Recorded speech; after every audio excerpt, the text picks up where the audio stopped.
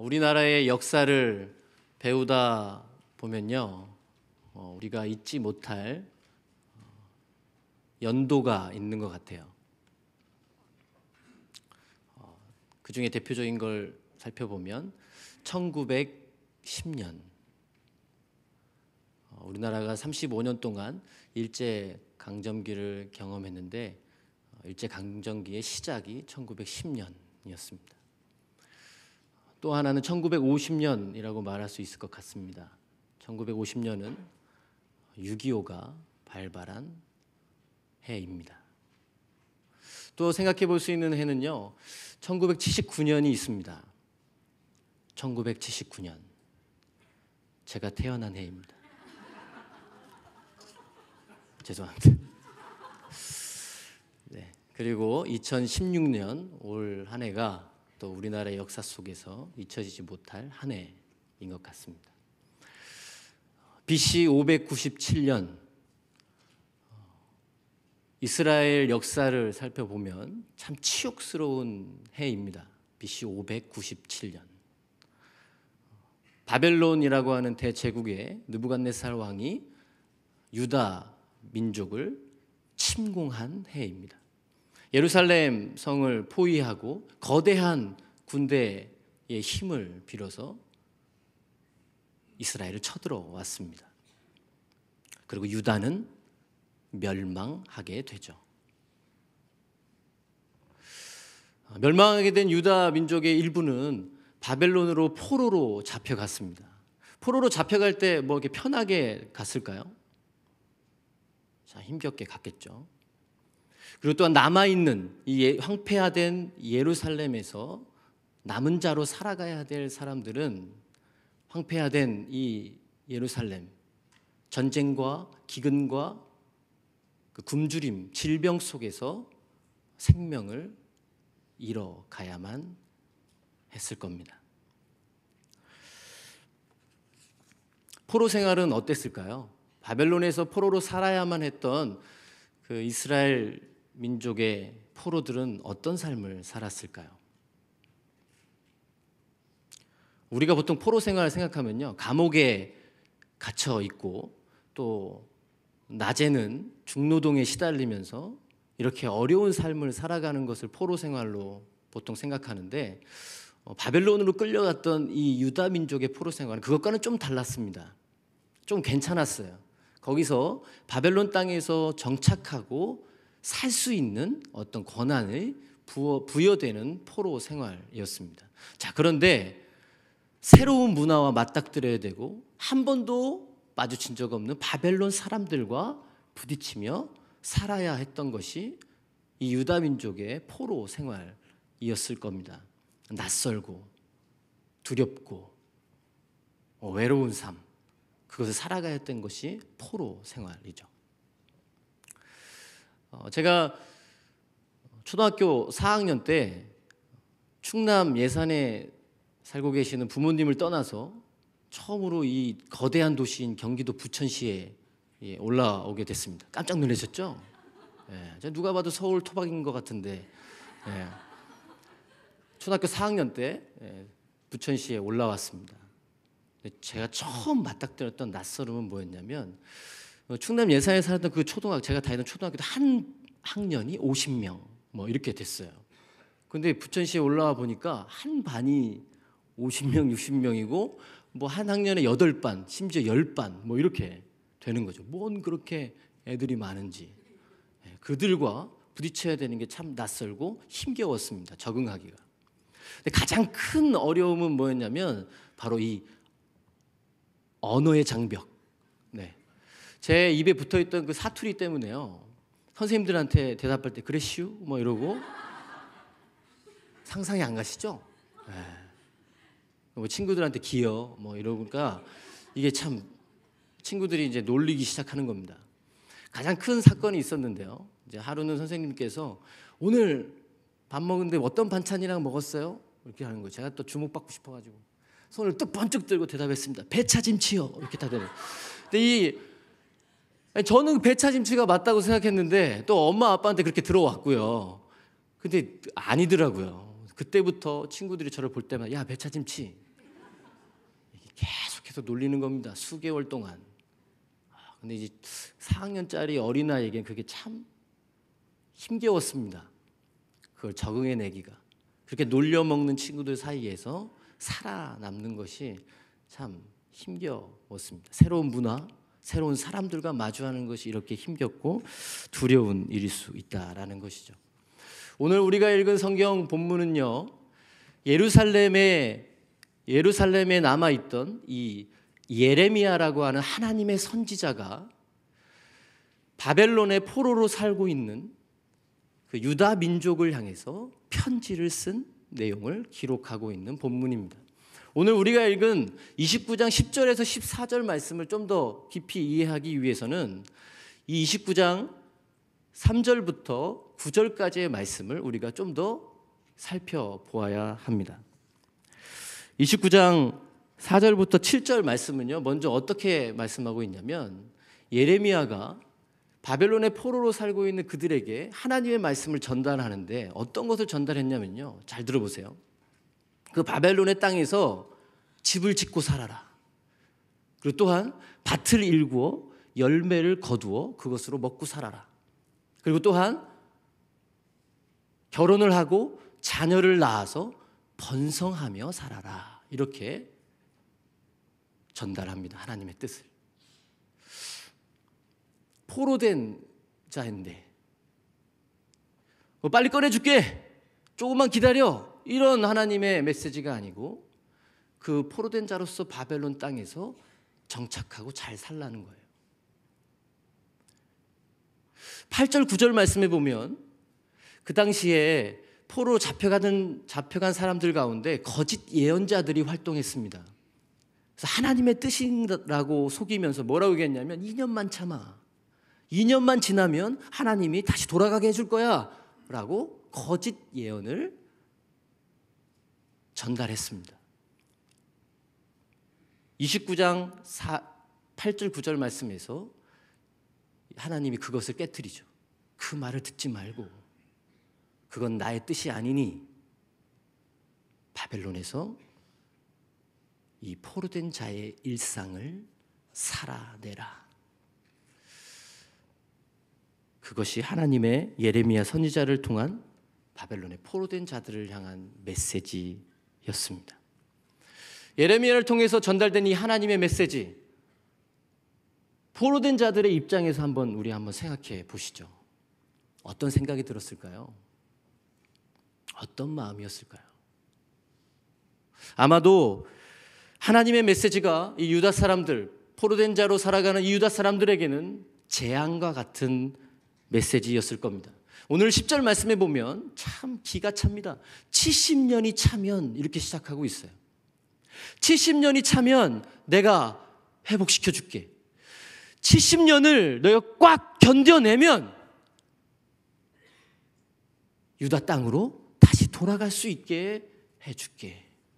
이것이 하나님의 말씀인 것이죠. 70년.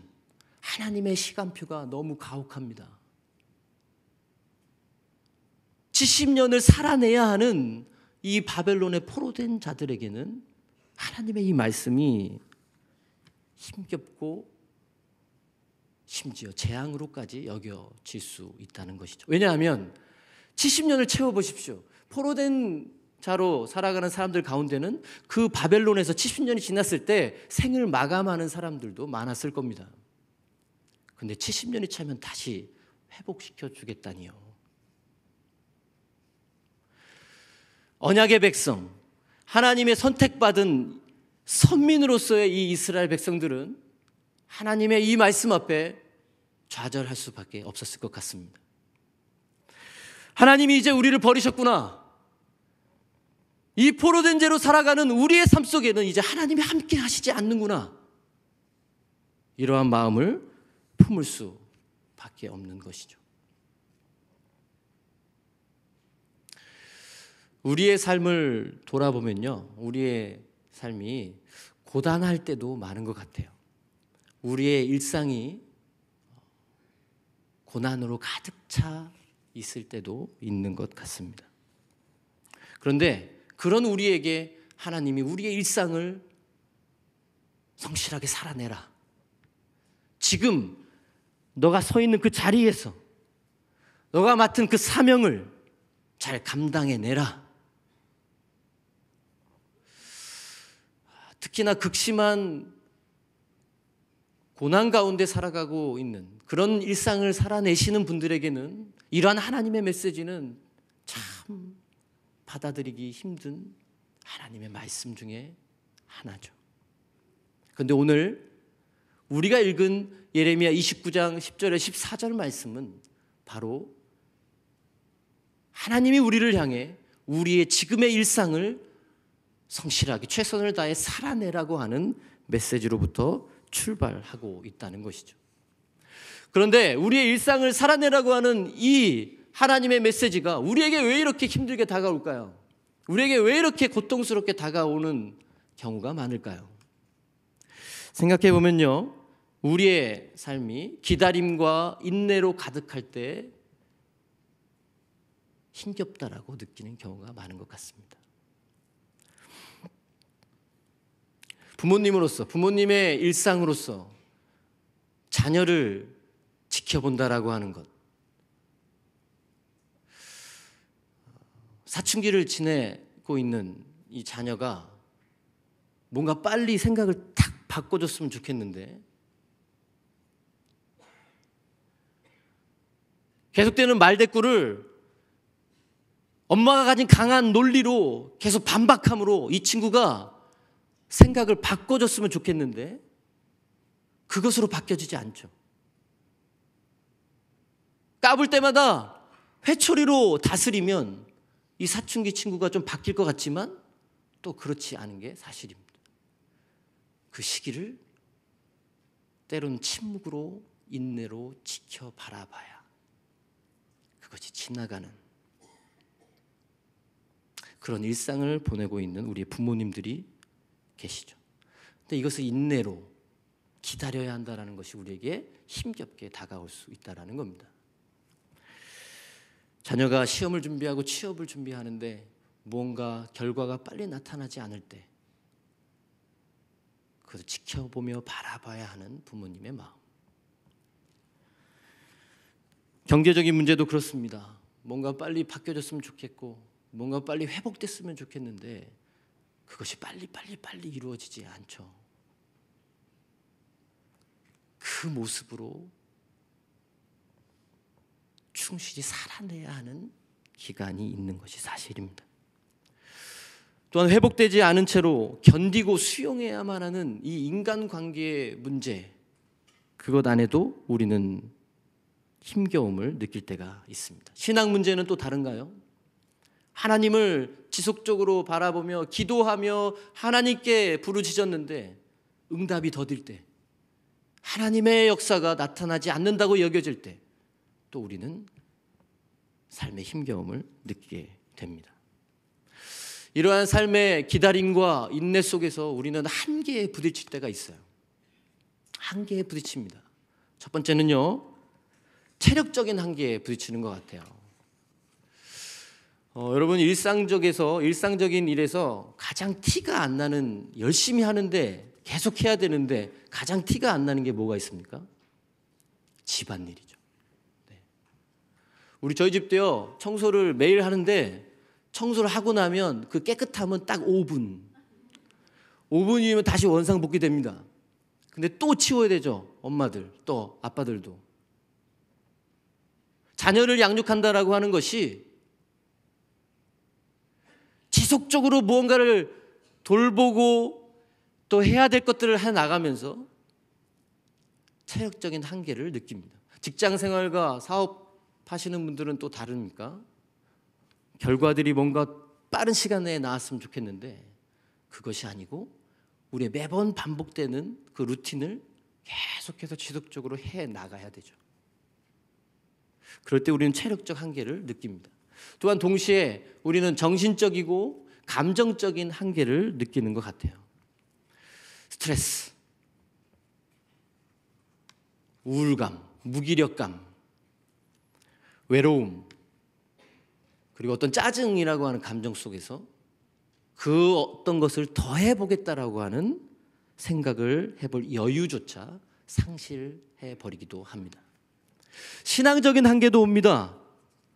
일상적으로 우리 일상 속에서 하나님을 찾아야 되고 하나님과 함께 해야 되는 것이 신앙의 본질인데 그것을 생각해 볼 여지도 생기지 않을 때가 있는 것이죠.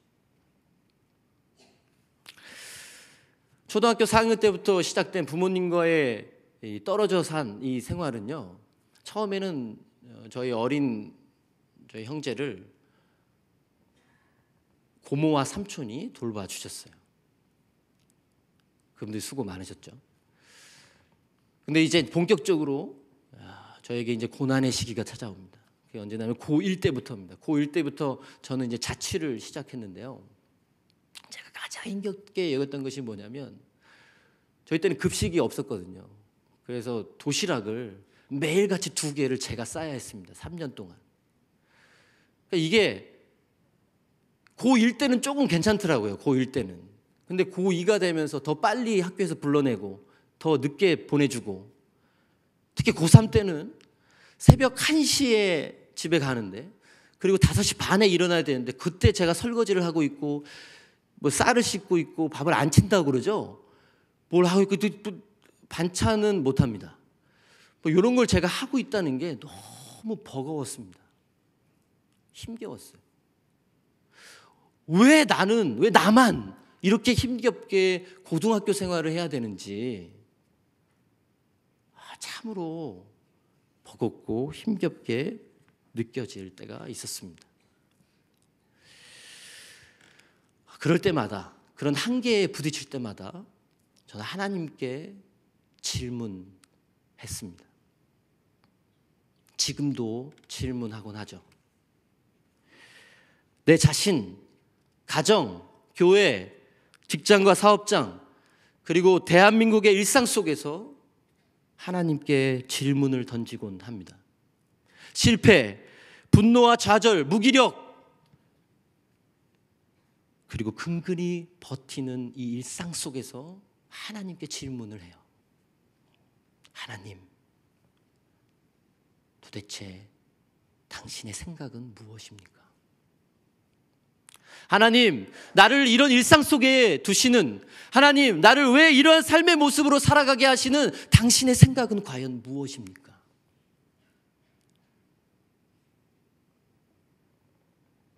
이 질문을 하나님께 던지곤 했습니다. 그리고 저 나름의 답변을 하나님의 답이라고 생각하는 것을 내어놓게 되죠. 하나님은 능력이 없구나. 하나님은 더 이상 나를 도와주지 않는구나. 하나님은 나를 사랑하지 않아. 라고까지 저 스스로의 답을 내놓곤 했습니다. 그런데 오늘 성경을 보게 되면 우리가 읽은 이 본문의 말씀을 통해 하나님의 답이 우리에게 주어지고 있는데요. 11절 말씀. 하나님이 우리를 향해서 주시는 하나님의 답. 나의 생각은, 너희를 향한 나의 생각은 평안이고 미래에 희망을 주는 것이다 라고 말씀해주고 있습니다. 우리에게 평안을 주는 것이고 우리에게 미래에 대한 희망을 주는 것이 하나님의 생각이라고, 우리의 일상을 지금 살아내게 하시는 하나님의 생각이라고 말씀하고 있는 것이죠. 우리는 이 11절의 평안이라는 단어에 우리가 좀 주목해 볼 필요가 있는데요. 이 평안이라는 단어는 여러분이 너무 잘 아시는 히브리어의 샬롬이라는 단어를 사용하고 있습니다.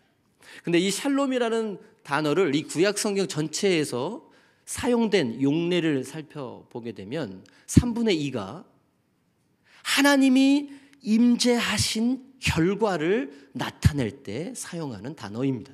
오늘 본문의 이 샬롬이라는 단어도 마찬가지죠. 하나님이 우리의 일상의 자리에 함께 할 때 그것이 평안이다 라고 말씀해주고 있는 겁니다. 바벨론에서 포로로 살아가는 그들에게 하나님이 말씀하는 겁니다. 그들이 포로로 살아가지만, 너희들이 포로된 자로 그 땅에서 살아가지만 거기에 내가 함께 할 것이다. 그 삶의 자리에 내가 여전히 같이 있을 것이다. 그것이 바벨론의 포로된 자 된 그들에게 하나님이 말씀하시는 것이죠. 동일하게 현재 우리의 삶에, 우리의 일상 속에 하나님이 던지시는 답입니다. 나의 생각은 너희의 일상 속에 함께 할 것이다. 너희에게 평안을 허락할 것이다. 근데 우리 이런 질문이 생길 수 있습니다. 하나님이 함께 하신다는 게 뭐? 하나님이 함께 한다는 게 뭐? 도대체 뭐? 하나님이 내 삶에 함께 한다는 게 어떤 의미일까요? 이런 의미 아닐까요? 창조주 되신 그 하나님이 예수님을 내어주시면서까지 우리를 구원하시고 사랑하신 그 하나님이 나의 일상의 옆에 계신다. 나에게 힘 되시고 나의 일상을 일으키시는 능력이 되시고 나의 든든한 방패가 되시고 나의 위로가 되신다. 또 뭐가 있을까요? 참 좋은 건데 표현할 방법이 여기까지밖에 안 돼가지고. 살아계신 하나님이, 그 하나님이 나와 함께 하신다. 배차김치가 배추김치로 바뀔 때까지 수개월의 시간이 걸렸습니다. 이제 적응한 거죠. 이제 적응을 어느 정도 했을 때 저희 아버지가 오랜만에 이제 부천에 올라오셨습니다. 저희 아버지와 이제 제가 독대를 하는 겁니다. 함께 이제 얘기를 나누는데 저희 학교에서의 어떤 이런 아빠 애들이 나를 배차짐치라고 놀려 또 시작해서 또 저희 아버지는 이제 예산에서 하시고 있는 목회 이야기들 뭐 이런 것들을 나누면서 시간을 보내고 있는데 우리 또 남자끼리는 대화가 길지 못하잖아요. 저희 아버지가 좀 뻘쭘하셨는지 우리 운동장 가자. 그래서 가까운 데 초등학교가 있었습니다. 그래서 운동장에 가가지고 둘이 막 철봉에 매달리고 뭐 이렇게 하다가 우리 그 완고하신 그 아버지께서 갑자기 찬양을 부르자는 거예요. 찬양을. 그때 어떤 찬양을 불렀냐면요. 그 당시 한참 불려지던 찬양이 있었는데 낮엔 해처럼 밤엔 달처럼 이 찬양이 있습니다. 그 구슬픈 가락 그거 아시죠? 예. 그걸 갑자기 또 심지어 선창을 하시는 거예요. 선창을 하시고 저한테 뭐 넘기듯이 후창하라고 이렇게 후창하고 같이 또 찬양을 하고 이렇게 시간을 보냈습니다. 근데 같이 찬양을 하면서 그렇게 같이 찬양을 부르고 있는 아버지를 제가 보면서 갑자기 제 마음속에 뭔가 막 이렇게 올라오더니 눈물을 펑 쏟아냈습니다. 아버지 앞에서. 왜 눈물이 나왔을까요?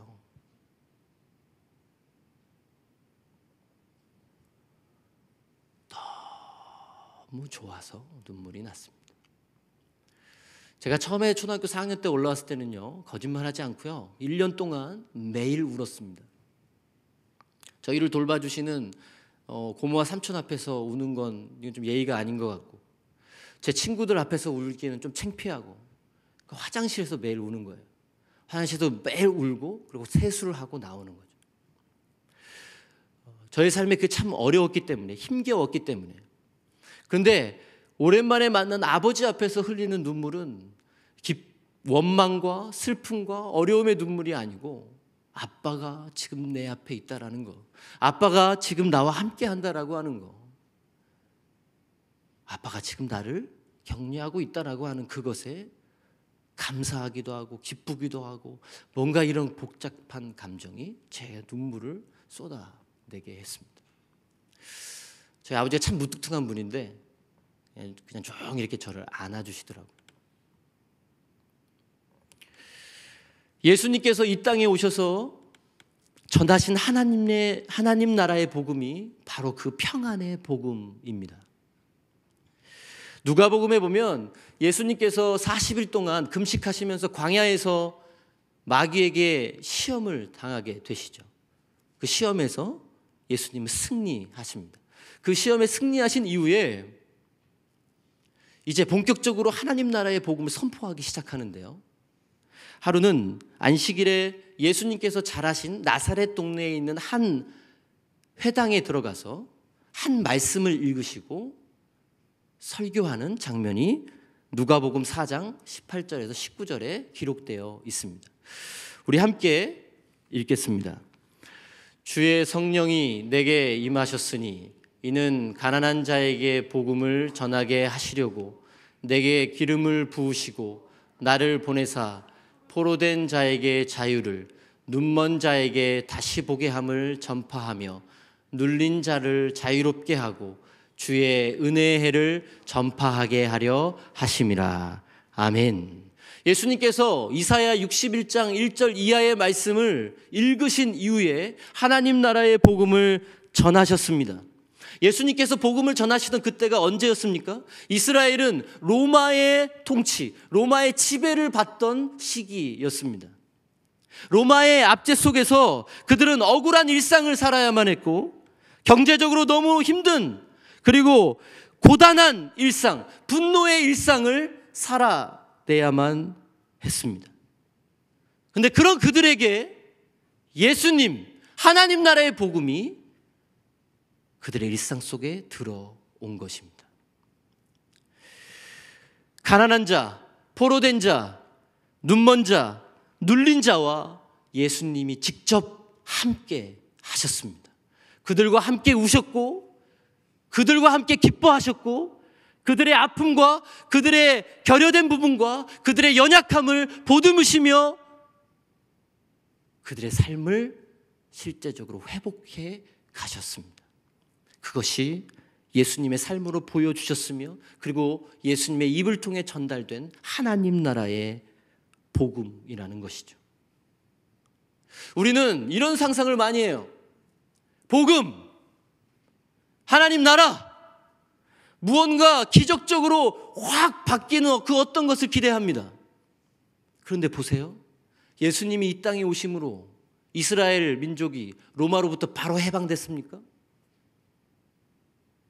예수님이 십자가에 죽으시고 부활하심으로 이스라엘 사람들의 일상이 완전한 자유와 완전한 해방을 누리는 삶의 자유로 변화됐습니까?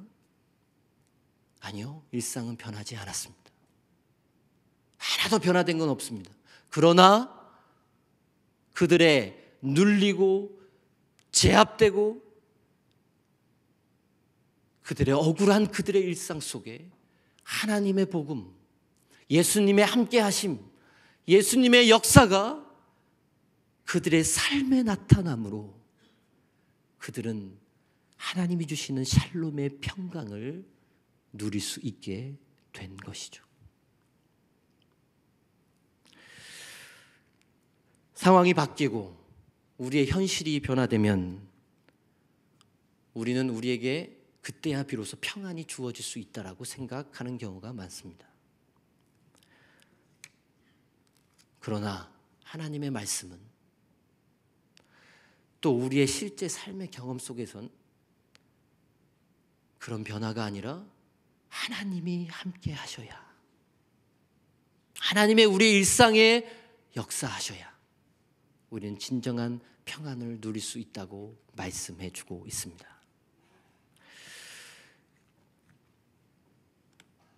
이 하나님 나라의 복음 누리고 계십니까?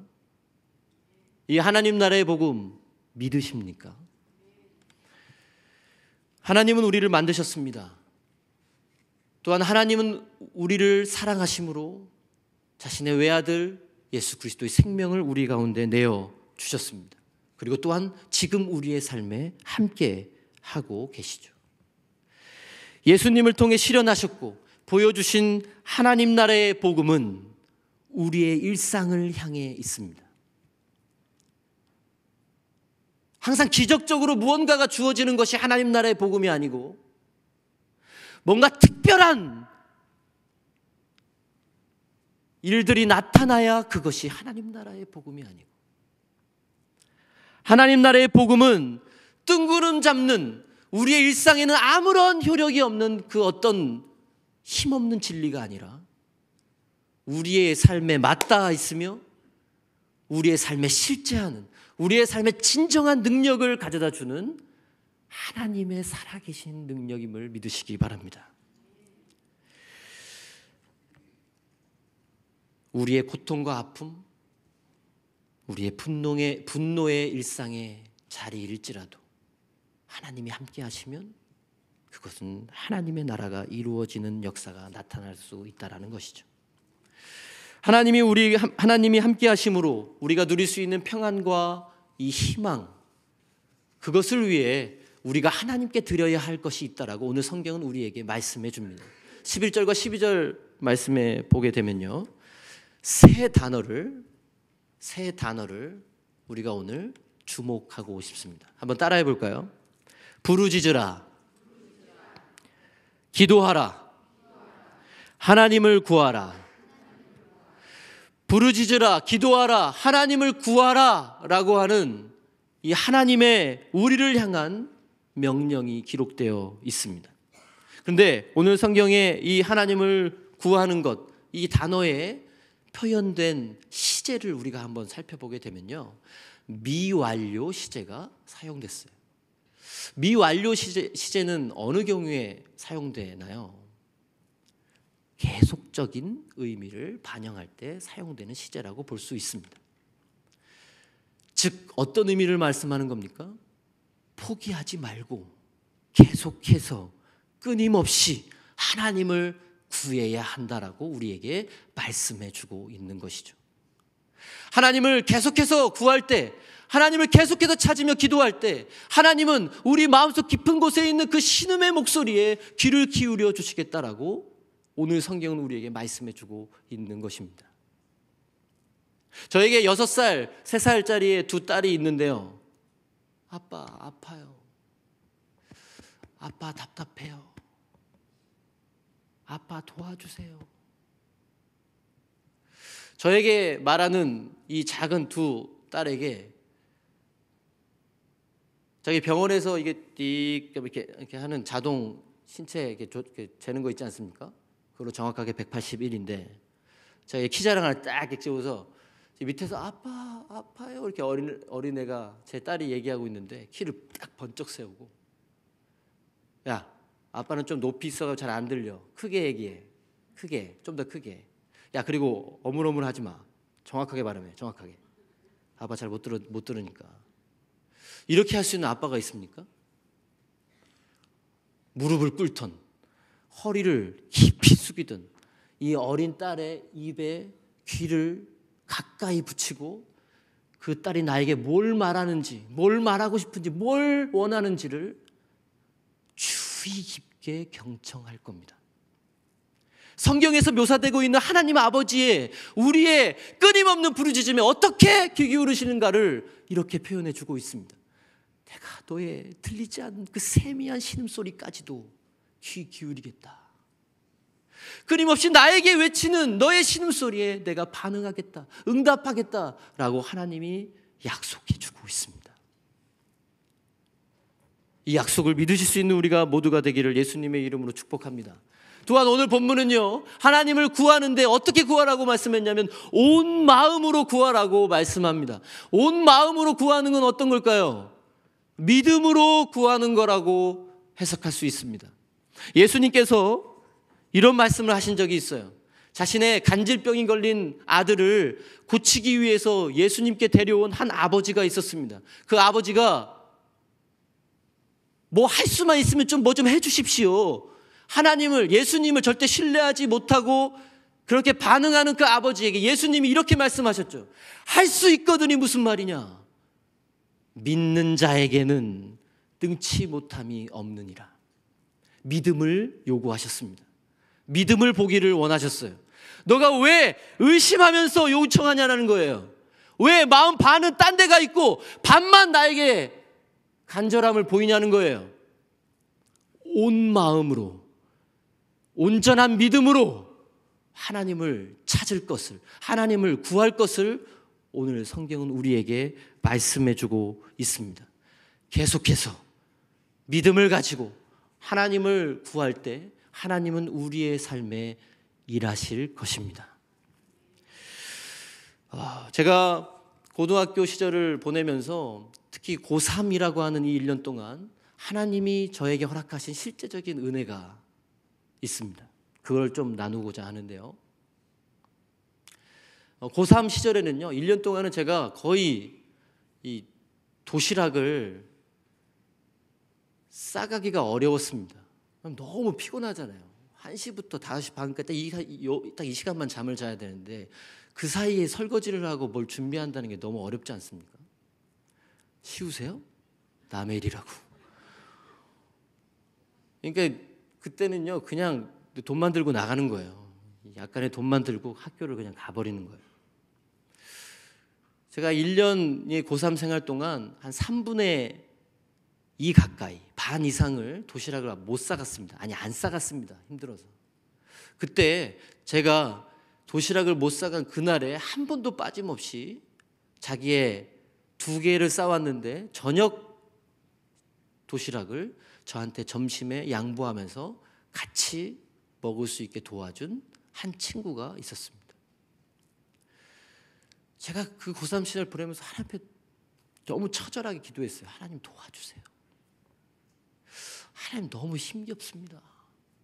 왜 나만 이렇게 고3 시절을 보내야 하나요? 도와주세요. 하나님이 먹는 거 그렇게 해결해 주셨어요. 점심을 그렇게 먹고 저녁 때는 제 돈으로 매번 분식으로 해결하는 거죠. 또 한 친구는요, 저희가 이제 고3은 새벽 1시까지 자율학습 하다가 이제 집으로 돌아가야 되는데 자율학습 새벽 1시까지 하면 버스가 다 끊깁니다. 근데 버스를 타고 집에 가야 되는데 제 친구 아버지가 1년을 저를 위해서 10분, 15분가량을 더 돌아서 저를 집 앞에 내려주고 자기 아들 데리고 집으로 가셨어요. 1년 동안 한 번도 거르지 않고.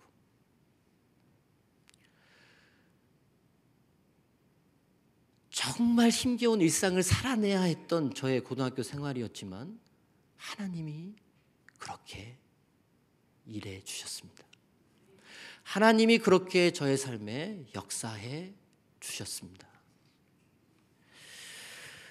우리나라 신약 성서학자 중에요, 최영삼 교수라고 하는 분이 있습니다. 그분이 쓴 저서 가운데 삶으로 내리는 뿌리라고 하는 책이 있는데요. 그 책에 그 교수님이 신앙에 대한 정의를 이렇게 내렸습니다. 잘 들어봐 주십시오. 신앙은 처절하게 일상적이다. 신앙은 처절하게 일상적이다. 우리는 신앙을 정의할 때, 또 하나님을 믿는다라고 말할 때 우리의 삶에 특별한, 그리고 거대한 기적과 특별한 행사들이, 특별한 일들이 나타나기만을 추구할 때가 많습니다. 그런데 성경이 말하는 신앙은, 성경이 말하는 예수님을 믿는다라고 하는 것은, 성경이 말하는 하나님을 사랑하며 살아간다라고 하는 것은 처절하게 일상적입니다. 우리의 일상에 하나님이 함께 하심으로 고통스러울 수 있고 고단할 수 있고 힘겨울 수 있지만 하나님이 그 가운데 함께 하시기 때문에 나는 그 복음의 능력으로 평안함을 누릴 수 있다. 이것이 성경이 말하는 진짜 복음입니다. 하나님의 생각은 우리를 누구보다도 더 잘 아시고 사랑하시기에 우리의 일상에 함께 하기를 원하신다라는 겁니다. 우리에게 일상을 살아갈 힘과 능력을 주시기를 원하시는 것이 바로 하나님의 생각입니다. 부모로서, 자녀로서, 그리고 사업가와 직장인으로서, 그리고 신앙인으로 살아내야 할 우리의 일상에 항상 함께 하시겠다고 약속하시는 하나님을 날마다 찾으시고 믿음으로 구하실 수 있는 우리 모두가 되기를 예수님의 이름으로 축복합니다. 누구보다도 치열한 삶을 살았던 사도 바울, 누구보다도 고난이 많았고 자신을 이방인의 사도로 부르신 하나님의 부르심 앞에 순종하니 그의 일상은 감옥 생활, 고문, 배가 부서지고 죽을 뻔한 경험을 수도 없이 경험해야 하는 그의 일상이었습니다. 그런 일상 가운데 사도 바울은 고린도후서 6장 9절 10절 말씀을 통해 이렇게 신앙 고백을 합니다. 우리 함께 읽겠습니다. 무명한 자 같으나 유명한 자요, 죽은 자 같으나 보라 우리가 살아있고, 징계를 받는 자 같으나 죽임을 당하지 아니하고, 근심하는 자 같으나 항상 기뻐하고, 가난한 자 같으나 사람을 부유하게 하고, 아무것도 없는 자 같으나 모든 것을 가진 자로다. 아멘. 모든 것을 가진 자로다. 사도 바울의 고백입니다. 사도 바울은 그의 일상에 함께 하시는 하나님으로 인하여 자신 안에 일어나는 이 끊이지 않는 생명력과 하나님의 부요함과 하나님의 평강 가운데 난 아무것도 가지고 있지 않지만 하나님을 소유했기에, 하나님이 내 삶의 곳곳에 함께 하시기에 나는 모든 것을 가진 자로다. 우리의 고백이기를 간절히 원합니다. 우리의 일상에 날마다 나는 모든 것을 가진 자로다. 기도하겠습니다.